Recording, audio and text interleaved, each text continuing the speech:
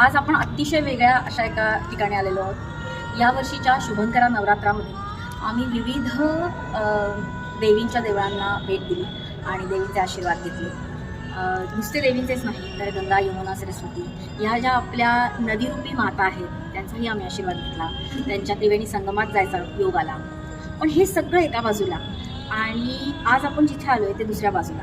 म्हणजे आजच्या देवळाची किंवा आजची जर देवी नसती तर आपलं अस्तित्वच नसतं. अशा एका अतिशय वेगळ्या आणि अनोख्या ठिकाणी आपण आलेलो आहोत. आज आपण आलो आहे भारत माता मंदिरात.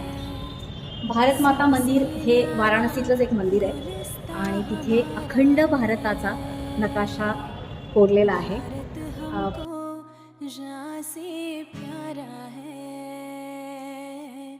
सबसे न्यारा गुलिस्ता हमारा है, भारत हमको जहाँ से प्यारा है.